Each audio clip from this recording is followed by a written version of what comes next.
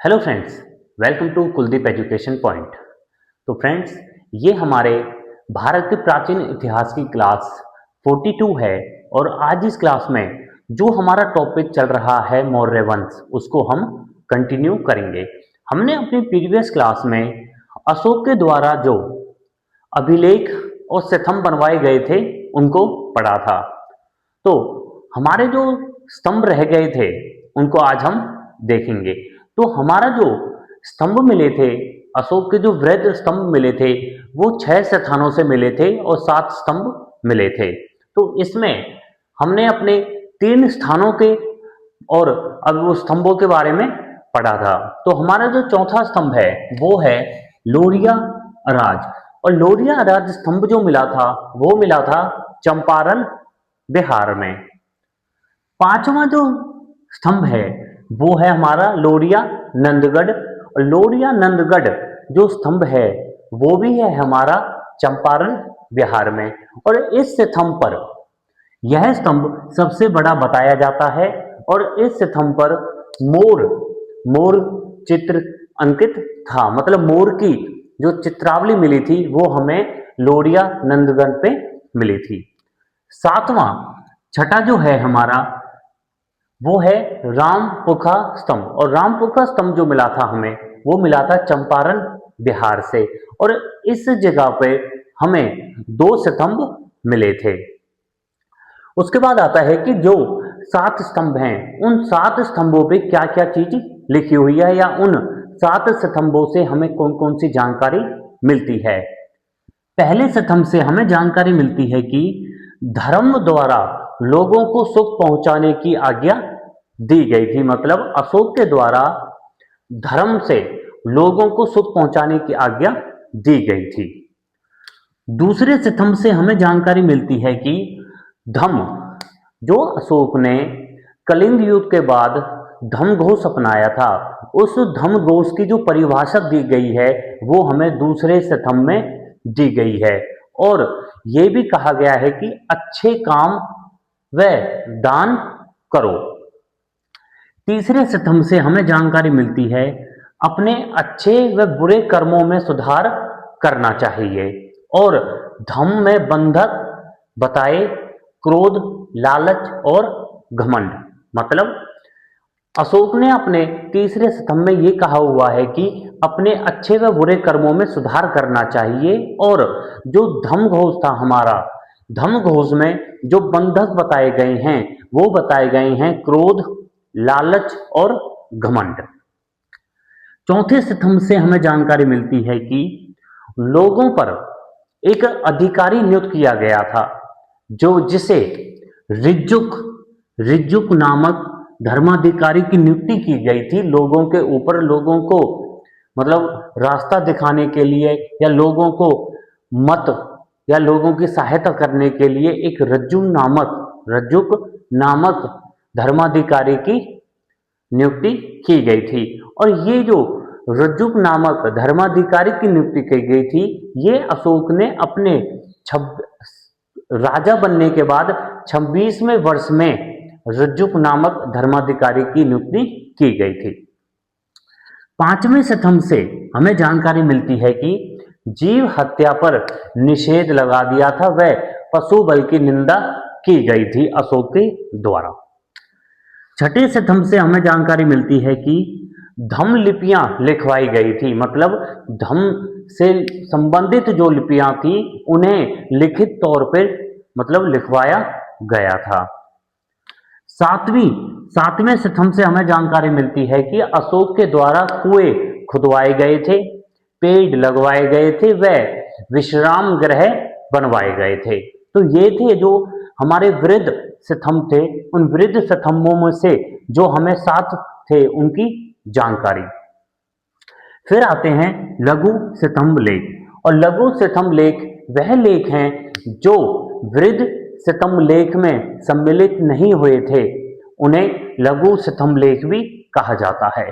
और इन लघु स्तंभ लेखों में अशोक की राजकीय घोषणाओं का उल्लेख मिलता है। तो सबसे पहले जो हमारा लघु स्तंभ लेख है वो है हमारा सांची का स्तूप। और सांची का स्तूप है हमारा रायसेन में, मध्य प्रदेश में।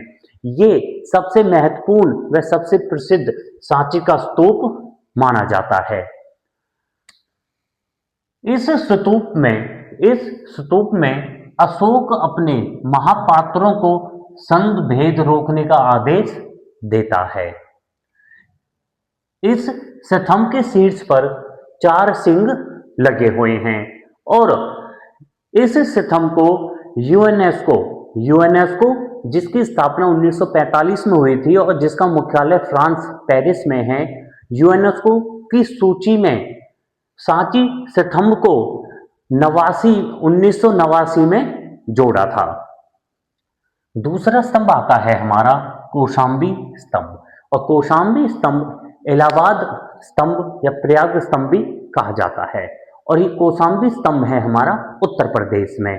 इस कौशाम्बी स्तंभ में यह बताया गया है कि अशोक की एकमात्र पत्नी कारुवाकी का उल्लेख मिलता है। मतलब ये उल्लेख मिलता है इसमें कि अशोक की सिर्फ एक ही पत्नी थी, जो है कारुवाकी, और कारुवाकी का एक पुत्र था जो था तीवन। इस अभिलेख को रानी का अभिलेख भी कहा जाता है, और इस कौशाम्बी अभिलेख की जो खोज करी थी वो करी थी कैप्टन बर्ट ने 1834 में। तीसरा स्तंभ आता है हमारा रुमिनदेई, और रुमिनदेई स्तंभ जो लेख है वो हमारा तराई क्षेत्र में है, नेपाल में है। इस स्तंभ में बलि कर समाप्त कर दिया गया था, सिर्फ 1/8 भाग लेने का आदेश दिया गया था। इस स्तंभ अभिलेख में आर्थिक विषयों का उल्लेख मिलता है, और यह स्तंभ हमें यह जानकारी देता है कि महात्मा बुद्ध के जन्म के प्रमाण कहाँ मिले थे। इस स्तंभ की खोज करी थी फ्यूरर व फीहरर ने, मतलब फ्यूरर ने 1895 में, और इस स्तंभ की जानकारी का जो अनुवाद किया था वो किया था जॉर्ज ब्यूलर ने। चौथा स्तंभ आता है हमारा निगलीवा स्तंभ, और निगलीवा स्तंभ भी हमें तराई क्षेत्र नेपाल से मिला था, और इस स्तंभ में हमें कनिक मुनि स्तूप का वर्णन मिलता है। फिर हमारा 5वां स्तंभ आता है सारनाथ स्तंभ लेख, और सारनाथ स्तंभ लेख हमें वाराणसी उत्तर प्रदेश से मिलता है, और इस स्तंभ पर सिंही, मतलब आपके सिंही पर 4 सिंह लगे हुए हैं, 4 शेरों की चित्र लगे हुए हैं, और सारनाथ स्तंभ की खोज करी थी ओटेल ने 1905 में। सिंहों के मस्तिष्क पर महाधर्म चक्र स्थापित है, और ये कहा जाता है कि इस महाधर्म चक्र में 32 तिल्लियां हैं। सिंही के नीचे 4 चक्र हैं जिनमें 24 तिल्लियां बताई जाती हैं, और इसके नीचे 4 पशुओं के चित्र हैं, जो हैं हमारे अश्व, सिंही, हाथी, वृषभ या फिर सांड। जो अश्व है, घोड़ा जो पशु है वो हमारे कौन से भगवान से संबंधित है? सूर्य भगवान से संबंधित है। सिंही जो शेर है वो संबंधित है दुर्गा माता से। हाथी पशु संबंधित है इंद्र भगवान से, और सांड या वृषभ ये पशु संबंधित है भगवान शिव से। हमारा 6ठा स्तंभ आता है सकीसा स्तंभ, और ये स्तंभ है हमारा उत्तर प्रदेश में, और इस स्तंभ के शीर्ष पर मिलता है हाथी का चित्र, और यह स्तंभ लेखहीन है, मतलब इस स्तंभ पर कुछ भी लिखा हुआ नहीं है। हमारा नेक्स्ट पॉइंट है कि भारत पर सर्वप्रथम हूनों के आक्रमण की जो जानकारी मिलती है वो मिलती है हमें भीतरी स्तंभ से, और भीतरी स्तंभ संबंधित है हमारा कुमार गुप्त से। और इस भीतरी स्तंभ में हमें समुद्रगुप्त शासक की जानकारी भी मिलती है। और भीतरी स्तंभ है गाजीपुर उत्तर प्रदेश में। नेक्स्ट पॉइंट है हमारा कि बौद्ध परंपरा के अनुसार अशोक ने अपने जीवन काल में 84,000 स्तूपों का निर्माण करवाया था। यह जानकारी मिलती है हमें बौद्ध परंपराओं के अनुसार। नेक्स्ट पॉइंट है हमारा कि अशोक के धमेक स्तूप का निर्माण अशोक ने करवाया था। मतलब धमेक स्तूप का निर्माण हमारा सारनाथ में हुआ था। और यह कहा जाता है कि जब महात्मा बुद्ध ने सारनाथ में अपना पहला उपदेश दिया था, तो महात्मा बुद्ध ने पहला उपदेश हमारा धमेक स्तूप में ही दिया था, और वो जगह थी हमारी सारनाथ। फिर आता है हमारा कि अशोक के द्वारा गुहा लेख का निर्माण करवाया गया था। सबसे पहले मतलब गया बिहार में, गया स्थान के पास जो बिहार में पड़ता है, उसमें बराबर पहाड़ियों में आजीवक संप्रदाय के साधुओं हेतु 3 गुफाएं बनवाई गई थी। दोबारा से देखिए कि गया में जो बिहार में है, उसमें अशोक के द्वारा आजीवक संप्रदाय के लिए बराबर पहाड़ियों में 3 गुफाएं बनवाई गई थी। सबसे पहली गुफा है सुदामा न्यूक्रोथ गुफा, और इस गुफा का निर्माण अशोक ने अपने राजा बनने के 12वें वर्ष में किया था। दूसरी गुफा है विश्व झोंपड़ी गुफा, और इस गुफा का निर्माण भी अशोक ने अपने राजा बनने के 12वें वर्ष में किया था। तीसरी गुफा है करंकी चौपड़ या चौपाल गुफा, और इस गुफा का निर्माण अशोक ने अपने राजा बनने के 9वें वर्ष में किया था। उसके बाद इसमें एक गुफा और है। इन 3 गुफाओं का निर्माण करवाया था अशोक ने, परंतु जो चौथी गुफा है लोमस ऋषि की गुफा, और लोमस ऋषि की गुफा का जो निर्माण करवाया था वो अशोक के पौत्र दशरथ ने करवाया था। और दशरथ के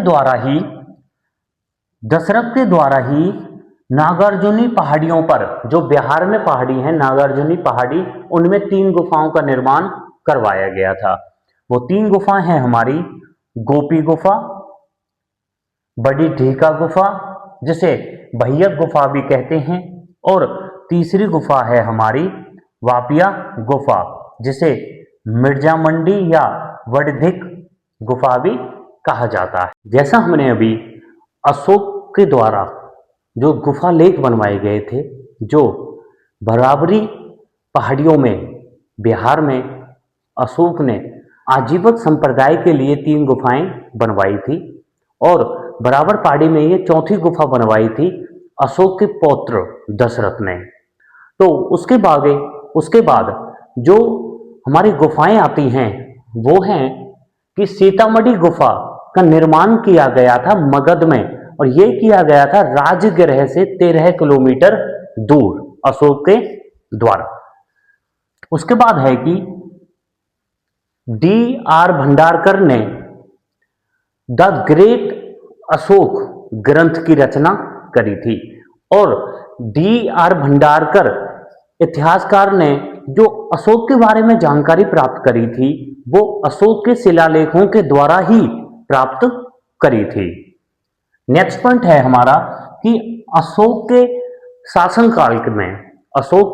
शासनकाल के जो अंतिम वर्ष की जो जानकारी मिलती है वो मिलती है हमें बौद्ध ग्रंथ महावंश से। नेक्स्ट पॉइंट है हमारा कि जो दिल्ली टोपरा स्तंभ है जिसे फिरोज शाह तुगलक यमुना नदी के तट से, मतलब यमुना नदी के रास्ते से दिल्ली में कोटला नामक स्थान पर ले गया था, उसके कुछ उपनाम हैं जैसे स्वर्ण मीनार, स्वर्ण स्तंभ, मीनार ए जरीन।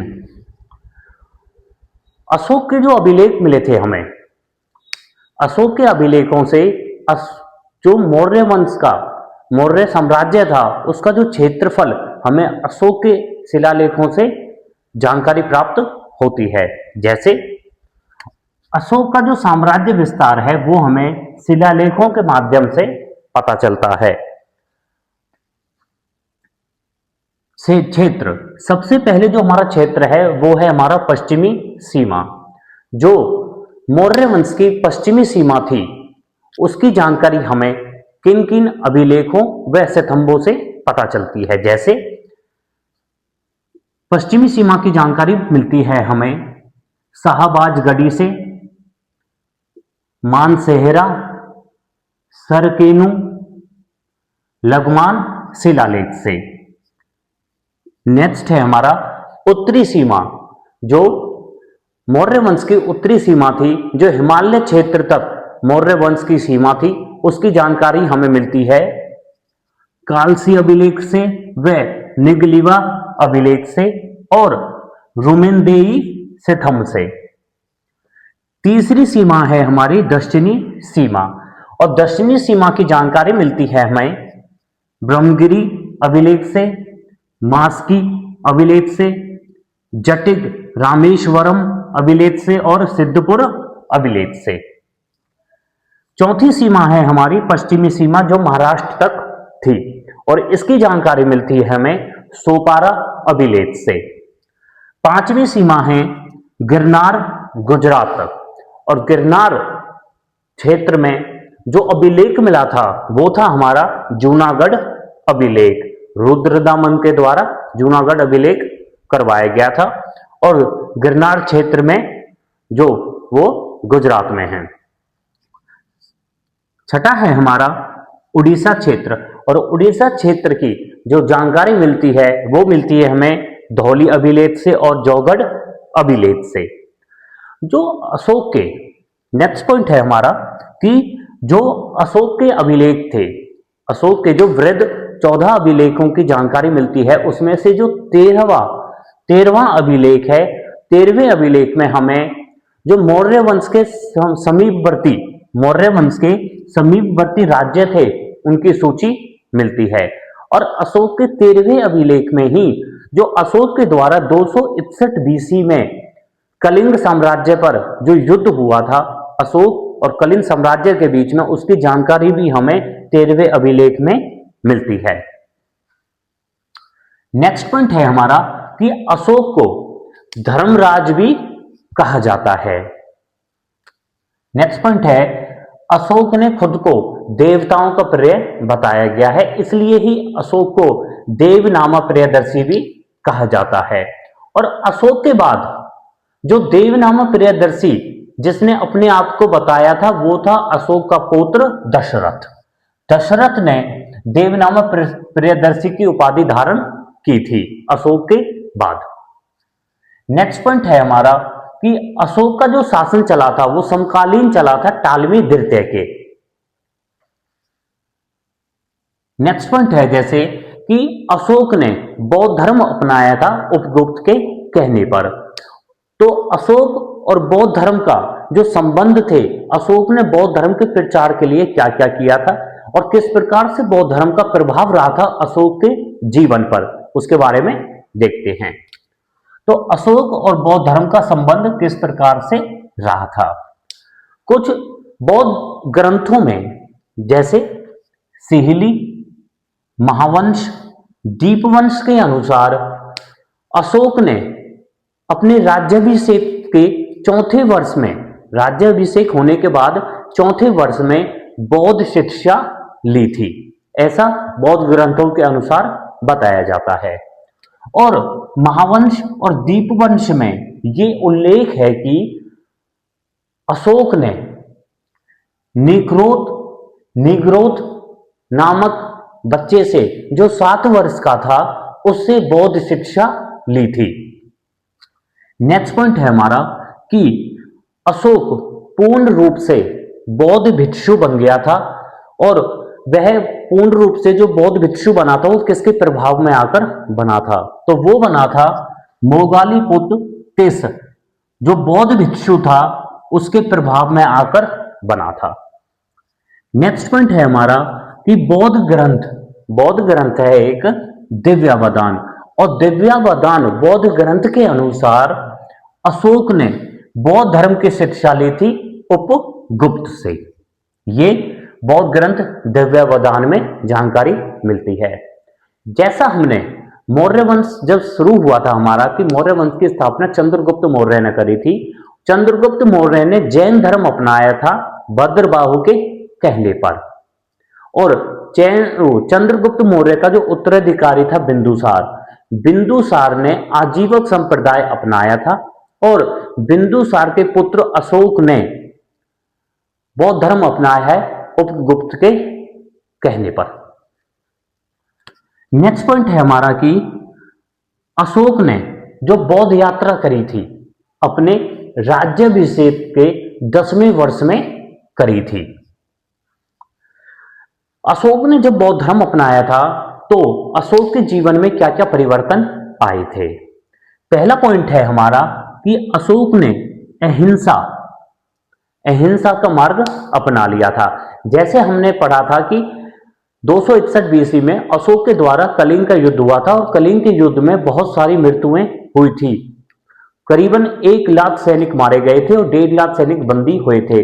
इसी चीज ने अशोक के जीवन में बहुत बड़ा परिवर्तन कर दिया था, और अशोक ने धम्म नीति अपनाई थी और बौद्ध धर्म अपना लिया था। और इस बौद्ध धर्म अपनाने के बाद अशोक के जीवन में परिवर्तन आए थे कि अशोक ने अहिंसा का मार्ग अपना लिया था और सदाचार का पालन करने लगे थे। दूसरा पॉइंट है हमारा कि मांस त्याग दिया था, अशोक ने मांस त्याग दिया था। तीसरा पॉइंट है कि पशु बलि पर रोक लगा दी गई थी।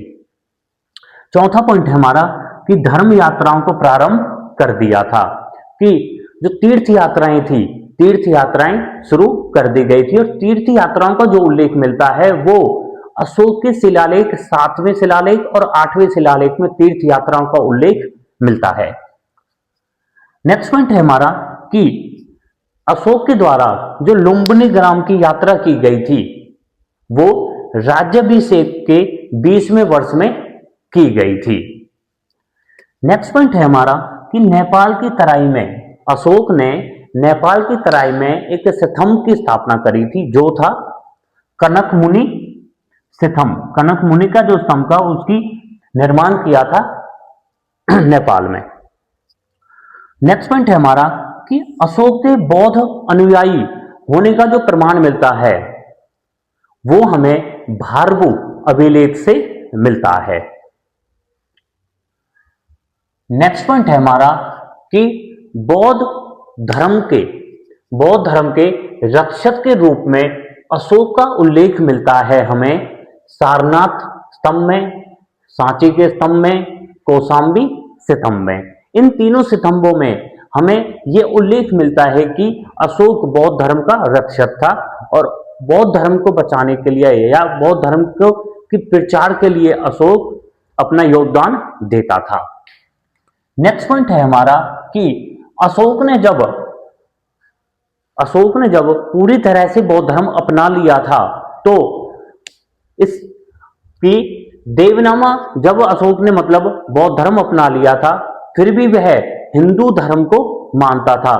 इसकी जानकारी मिलती है हमें कि अशोक को देवनामा प्रियदर्शी उपाधि दी गई थी, और देवनामा प्रियदर्शी उपाधि से यह स्पष्ट होता है कि अशोक बौद्ध होते हुए भी हिंदू धर्म से आस्था नहीं छूटी थी अशोक की। तो यह था हमारा कि अशोक के जीवन में किस प्रकार से बौद्ध धर्म का प्रभाव रहा था, अशोक के जीवन में क्या क्या परिवर्तन आए थे। नेक्स्ट पॉइंट है हमारा कि अशोक की धम्म की नीति। जब कलिंग युद्ध 261 में अशोक का हृदय परिवर्तन हो गया था तो अशोक ने बहरी गोश की नीति त्याग कर धम्म की नीति अपना ली थी, और धम्म की नीति से अशोक के जीवन में क्या क्या प्रभाव आया था।